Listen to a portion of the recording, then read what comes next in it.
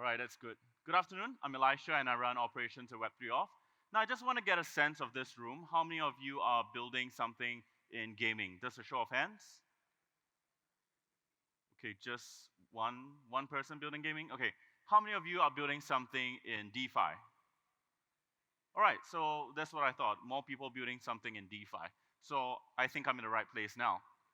So let me tell you something about Web3 Auth. So we've been doing this for about 4 years, and when we entered the market, the problem that Web3 was facing at that point of time was that the user onboarding process was extremely complex, right? When you wanted to launch a dApp, when you wanted to get mainstream users into your dApp, what they needed to do was to download additional software like MetaMask, set up their own seed phrase, and then only after that they can get started on your application. The problem with that is that requires your users to have a relatively high technical skill, and it's also a single point of failure, right? If your users lose their key shares, they lose all their digital assets, they lose all their tokens, and that is just not the kind of risk that you want to expose your user base to. So what we've come up with back then was to allow users to sign into their social account, which is already a flow that they're familiar with, and with that, we use distributed key generation to generate your users' wallets. So what we've seen over the years is that people have come to use this kind of social onboarding to actually onboard their mainstream users into their dApp. And we've gathered more than hundreds of clients. We work with top clients like NBC Universal, Fox Media, Chess.com, NeoWiz, SK Planet from Korea, and more recently, Animoca Brands, which we launched the Mochaverse with.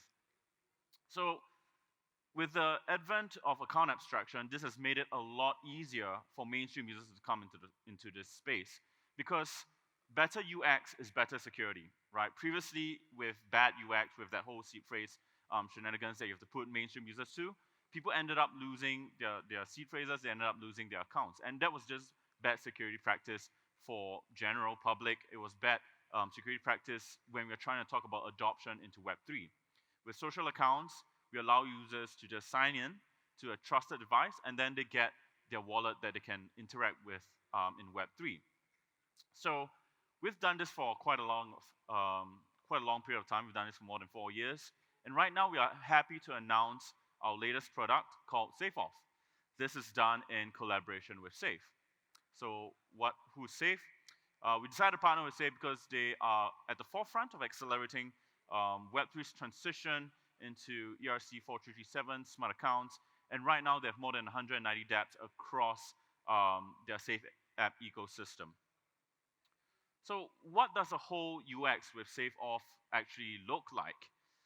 When you go to the application, and this could be any dApp that wants to integrate SafeAuth, your users can either connect with an existing wallet. We don't want to sort of alienate those that are already familiar with cryptocurrencies, those that already have their own MetaMask. They can connect with their MetaMask, but if they are a new user coming to this space, they can just sign into their Google account, and with that, what we do is that we authenticate the user, we prompt them to create a new Safe account. Now, this is a smart contract account, and once that is done, that's all the user needs to do the whole wallet setup. You don't see any complex additional steps for them to like store their seed phrases and things like that. But we do not compromise on security. What we encourage our users to do and what we offer them is a flexible as well as an optional ability to actually generate and store an additional key share on the device that they trust. So once that is done, you can already tap into the Safe ecosystem. Now, with a network of more than 190 applications, users can just browse through the applications and then connect directly within the Safe application, like so. So you can see the difference in UX that you would expect in a Web3 application compared to what you would have with SafeAuth. The user logs in, they create their account there, and then it can get started straight away without any friction to your mainstream users whatsoever. And this is powered by MPC. So earlier on, I alluded a bit about factors of authentication. The first factor is definitely going to be the user's Google logins. With our other products, you can use other customizable verifiers as well, including Facebook, Twitter, or if you have your own, let's say your own game username account management, you can use that to manage your user's account. And then we would encourage the user to create a key share, store it on the device. So anytime they want to re-access their account, they just need to authenticate from 2 points. So this is sort of like a 2FA sort of flow where they have increased levels of security. So in the event where one of the key shares is compromised, they can actually rely on additional backup key shares that they've previously created. Right now, we are supporting pass keys. We're also supporting biometric scans, so that if your device has all these kind of capabilities, you can actually further secure your user's keys with those technology. And all this is all non-custodial to the user. We do not store the private key on a central server. The user does not store the full key on their own. Instead, what they do is that they manage key shares on their own, what we call their own network of access, things that they can frequently have access into, like their phones, their Google accounts, and things like that. So with this continued access, they're able to have unparalleled recoverability as well as non-custodial security, just so that they won't be exposed to the risk of getting their keys ever robbed from them. So when you build with SafeAuth, you're essentially exposing your dApp or allowing your users to have a flow that you're familiar with to onboard into your dApp.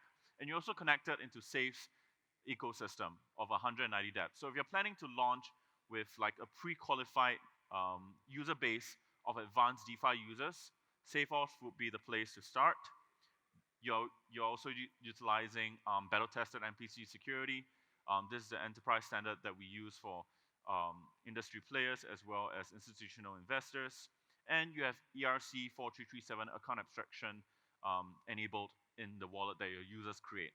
So this allows you to program guestless transactions for your users, where you can sort of sponsor the transactions on behalf of the users, so that if, let's say, they are new coming into your system, they don't have any tokens prior, you can actually sponsor the gas fees.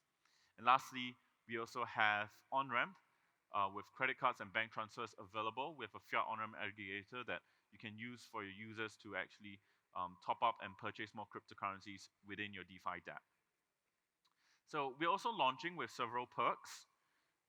If you're building with SafeAuth today, you are entitled to earn about $5,000 worth of AWS Activate credits, and you can also get 3 months free Web3 subscription with this promo code. So if you have any questions, we'll be running a workshop. Our DevRels are running a workshop to bring you through our product and to help you integrate it if you're already planning to build like a DeFi product on Safe. This product is live, and you can get started with integration today at port 2. So it's a short introduction to Web3 Auth. It's a short introduction to SafeAuth. So if you have any questions, we have a booth over here, and we are running a workshop later. And with that, that's my time. Thank you so much for this listening. Thank you.